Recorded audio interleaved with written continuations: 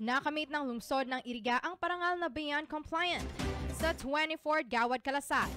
Ito ang pinakamataas na category na ibinibigay ng Office of Civil Defense at NDRRMC sa mga local government units sa bansa.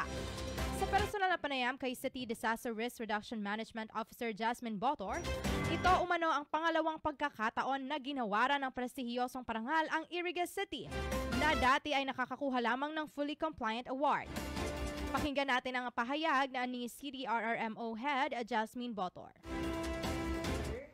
First time na nanalo ng Iriga City sa 23rd Gawad Kalasag na-earn natin yung Beyond Compliant. Kasi for the past years na sumasali tayo for Gawad Kalasag, lagi tayong nasa Fully Compliant. Ang pinaka-highest kasi na category is the Beyond Compliant. That means, nalagpasan na natin yung mga requirement na hinihingi, most especially po sa disaster resilience. This year, we are very happy to inform the Irigaños that we also garnered the second time po the Beyond Compliant for this year.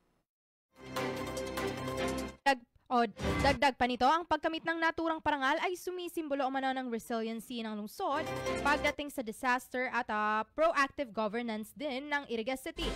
Binigyan pa sa salamat din ng CDRRM Council Head ang mga bumubuo ng pamalang panlungsod ng Iriga sa panguna ni Mayor Wilfredo Rex Oliva maging ang mga council members nito sa kanilang tanggapan at mga partner agencies. Aniya ang aktibong partisipasyon at pagtutulungan ng LGU Iriga ay isang malaking bagay umano upang mapanatili ang tagumpay pagdating sa ganitong mga parangal.